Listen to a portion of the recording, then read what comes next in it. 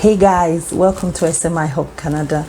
My name is Julie, and here on this channel I talk about everything studying, immigrating to Canada. So I've just assumed that everybody that is applying for a study permit knows this, but I've learned in my life never to assume. So I'm going to be telling you guys how you can get your study visa within 20 days. I mean, when there is an express way of getting your study permit, why should you go the long route, especially with the long wait for visas now? So I'll just break it down. If you're interested in this, stay tuned.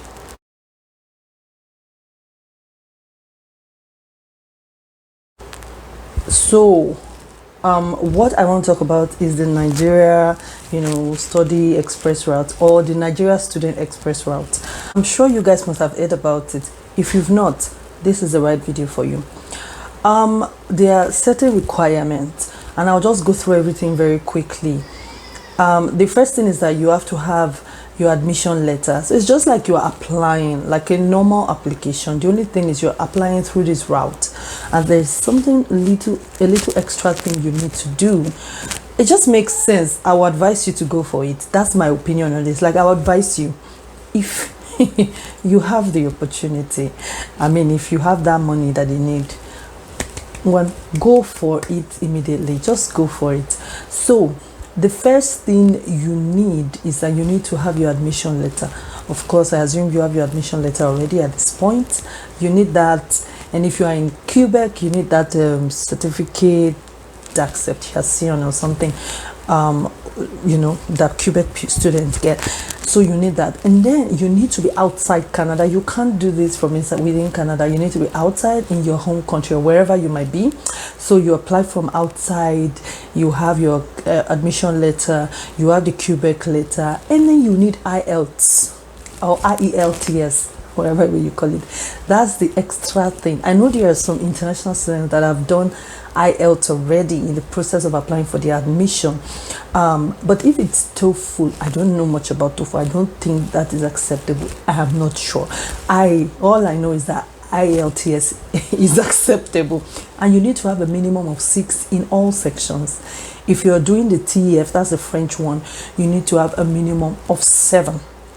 Once you have that, then the last thing and the most important is that you have 30,000 Canadian dollars. And 30,000 Canadian dollars, just give me a minute. Let me confirm and check how much 30,000 Canadian dollars is in Naira. I have my laptop here.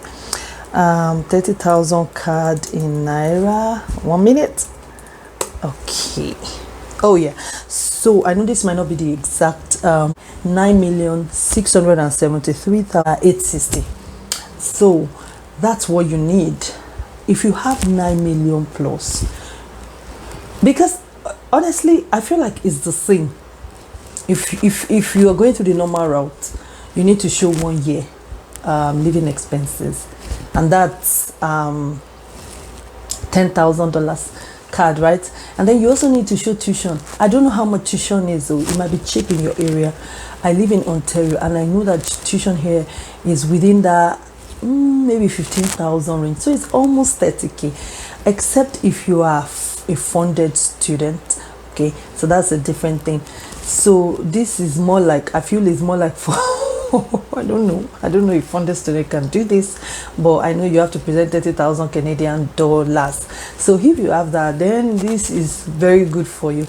And what you have to do is you need to get my bank statement. I know they use GTB for this process. I'm not sure if other banks are included now or other banks have joined, but what I am sure of is that GTB, you can use GTB, and the GTB process is very simple. I'm not advertising for GTB.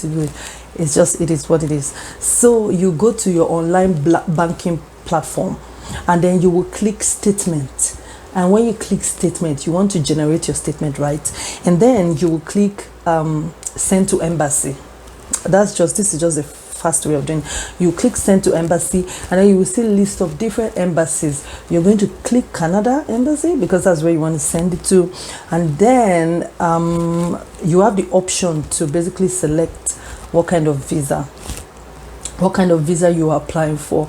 And once you select that, it's going to create a ticket for you. And one more thing. So when you select the visa, what type of visa, I think it's also going to ask for you to indicate if you are the student, or if you are if you are the applicant, or if you are the sponsor, or if you're a guarantor. So if you are the student that is doing that stuff, if then you click applicant. If you are the mom of the student, or the dad, or the sister, the thing is, it has to be you that owns the money, right? Because you are clicking it as the owner of the app. You are sending that statement from your online banking app. So if you are the sponsor, right? So if you're a student and you have a sponsor, you need to tell your sponsor to go online to do it themselves. So once you click what exactly your role is in this application, then it will create the ticket for you, and you just have to wait. And sometimes, but definitely you'll get an email that with the bank statement, or whatever you need. My bank statement, you will get it as an email, or in an email. So you attach that statement with your admission letter, just like you are doing your normal application. It's just that this time around you are not attaching any other proof of fund. My bank statement is your proof of fund. So you apply that, attach that with your admission letter, with your all the other things that you need. If you want to show home tie, just do it like you're doing a normal application. If you watch my video on how to apply for your study permit, just follow the normal process. And also note that if you have a sponsor, you might also need to put your letter statement, a statement of purpose explaining. In fact, I tell all students that are applying for a study permit to always put their statement of purpose. That's the visa statement. And I think that my video on how to apply for a study permit, which I'll be linking in the description box, did a good job of teaching how to write your visa statement of purpose. That statement of purpose is what you use to talk, because you are not there. You know that Canadian study permit, all their visas, most of them is a Dropbox kind of application. You just submit it. You cannot go there in person. There is no interview. So I always advise people to use their statement of purpose to explain everything. So after you've gotten your My Bank statement, you have your IELTS result, you will attach everything and use your statement to explain, I am also applying under the NSC route because I want my processing to be faster. I have included my bank statement of 30,000 Canadian dollars. I am being sponsored by my aunt. That's kind of like a third party sponsorship. So explain why she's sponsoring you. Make sure you create the link. Link it. Maybe she's been sponsoring you all along. She's been invested in your application. So this is not an anomaly. You can also watch my proof of fund video, which I also link.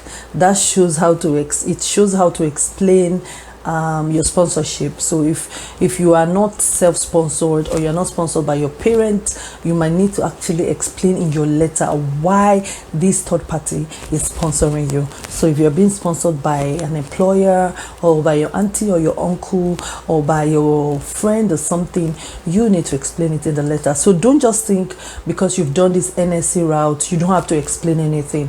It just helps with the time. It helps to make it shorter so you don't wait long. That's all. But you still need to explain. You still need to do your due diligence to put your application together and make sure it makes sense. So just watch those videos I talked about, because I think I have made a very good job of explaining these things in those videos. And if I start repeating it, it might not be thorough, so you might not get the thorough information you need. I wish you all the best. This is just how to do it. The Nigerian NSC, I will put the link of the Nigerian Student Express thing in my description box, the link to the Canadian website, so that you can also read up and see how you can do it. But I think it's just better to go this route if you have the money and if you have your IELTS result. Thank you so much for watching my video. If you like my channel, don't forget, please subscribe, like my videos. If you have any question, you can drop it. I will do my best to reply as soon as I can, as soon as time permits. Thank you for joining. Till the next time on this channel. Bye guys. Bye bye.